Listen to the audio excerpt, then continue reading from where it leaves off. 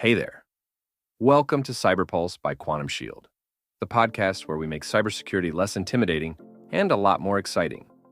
Every episode, we're diving into the latest digital drama, from sneaky hackers to the coolest defense strategies, all while sharing tips you can actually use. So grab a coffee, get comfy, and let's navigate this crazy digital world together.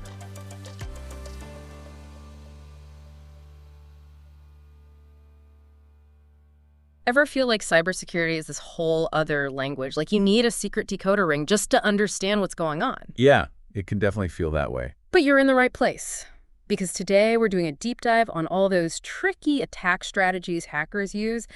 And don't worry, we've got an expert with us who can break it all down, make it crystal clear, even kind of fascinating. I'll do my best. Ready to jump in? Absolutely. Let's do it. So malware, we hear that word everywhere, but what is it really? Like what makes it such a pain in the neck? Well, the simplest way to think about it is any software that's made to cause problems. Like it's a digital booby trap just waiting for you to click the wrong link or download that shady file. Oh, so like a virus. Exactly. A virus is a type of malware, and its whole thing is spreading fast. Like a digital cold, jumping from computer to computer, messing up files along the way. And you might not even realize it's there until, bam, it's too late. And then there are those worms, right? Even worse, I hear. Oh yeah, worms are like viruses, but cranked up to 11. They can replicate like crazy, clogging up entire systems and networks. Remember that massive worm a few years back that took down a huge chunk of the internet? Businesses, banks, even governments were down for days. No way. Okay, now that's scary stuff. All right, what about Trojan horses? That always makes me think of Greek mythology for some reason. It's a pretty good analogy. In the digital world, Trojans disguise themselves as normal, harmless programs. Say you download what seems like a cool new app, right? But hidden inside, bam, a nasty surprise. Code that can steal passwords, spy on everything you do, even give hackers like a secret backdoor to your whole system.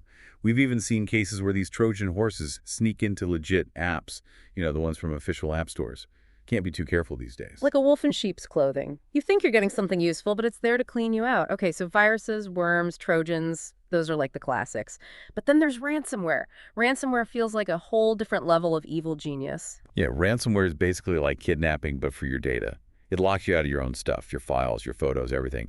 And then you get hit with a message demanding payment, usually in some untraceable cryptocurrency, to get the key to unlock it all. So you're paying a ransom to get back your own stuff. What if you don't pay, though? Well, that's the gamble, isn't it? Sometimes they just delete everything. Other times they threaten to leak sensitive information, make it public. It could be devastating for individuals and for businesses. And get this, even if you do pay up, there's no guarantee they'll actually give you the decryption key. Wow. Talk about adding insult to injury.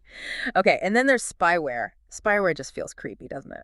Oh yeah, spyware is all about stealth. It works in the background, recording everything you type, grabbing passwords, credit card details, the works. And then there's stalkerware. That's a particularly nasty kind of spyware that can even remotely turn on your webcam and microphone. Okay, now I'm getting paranoid. So we've seen how all this different malware can really mess things up, but how do they actually get in? Well, that's where social engineering comes in. Remember how we talked about malware being like booby traps? Well, this is how they trick you into setting off those traps. Okay, so less about brute force, more like tricking people into opening the door. You got it. Let's say you get an email that looks totally legit, like it's from your bank, asking you to update your login info. So you click the link, no big deal, right?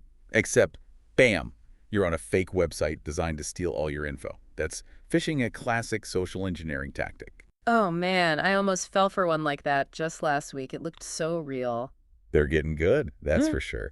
And then there's pretexting, where an attacker comes up with this whole believable scenario to trick you into giving up info. Like they might call you pretending to be from tech support, maybe even a coworker who needs help with something. It's like that saying, the best lies are sprinkled with truth. They get your trust by making it seem real, so you let your guard down. Exactly. And it's not always online either. Think about tailgating. Yeah. You know when someone slips in behind you as you're going into a secure building? Oh, like when they hold the door open for you and you don't realize they don't even have a badge. Exactly. Social engineering plays on that human element, that desire to trust and help out. This is all great information. We've covered a lot on different types of attacks, but let's switch gears for a minute. I want to talk about ransomware and DDoS attacks. How do those two usually go together? It's a 1-2 punch. First, They hit you with a distributed denial of service attack, a DDoS attack. They basically flood your network, your website, with so much traffic that it just gets knocked offline. So they're overloading the system. But why? What's the point of that? Well, a DDoS attack can have a few different goals. Sometimes it really is just about causing chaos, but often it's a distraction. While everyone's freaking out trying to deal with the DDoS attack, the real attack is happening somewhere else. Ooh, a smokescreen. So, like, they could use that downtime to install ransomware while they have your attention somewhere else. Exactly. Your systems are weakened, defenses are down, and boom, they hit you with the ransomware demanding payment to get control back. Brutal, but effective. You've officially made me paranoid about every email and website, but hey, at least these are external threats, right? Us versus them, the good guys versus the hackers. Well, wouldn't it be nice if it were that simple? Sadly, sometimes the most dangerous threats come from the inside. Insider threats. Oh man, you mean like the enemy within? It could be an employee who is unhappy, or someone who falls for a social engineering scam, or even someone who just makes a careless mistake. But the result is always the same. Sensitive data gets out. So it's not always some hacker in a hoodie in a dark room. It could be someone we work with, someone we trust. Exactly. That's why cybersecurity awareness is so important. Everyone, from the top to the bottom, needs to be aware of the threats and know what to do to protect themselves and the company. Like a neighborhood watch, but for the digital world. We got to look out for each other and watch for anything suspicious. That's a great way to put it. And remember, in this world, knowledge is power. The more you know about how these attacks work, the better you'll be at spotting them and protecting yourself. That's right. This has been a total crash course on cyber threats. If our listeners could take away just one thing from our deep dive today, what would it be? Stay vigilant. Always be cautious. And never, ever stop learning. This is a world that never sits still, so staying informed is the absolute best way to stay safe. I love that. Couldn't have said it better myself. And we have a ton of resources linked in the show notes for everyone listening. You can find tips for creating super strong passwords, how to spot those phishing scams, and ways to keep your data safe. Until next time, everyone, stay safe out there. Thanks for hanging out with us on CyberPulse. Remember, cybersecurity doesn't have to be scary. It's all about staying sharp and a little bit savvy. Keep learning, stay curious, and don't let those cyber gremlins get you down.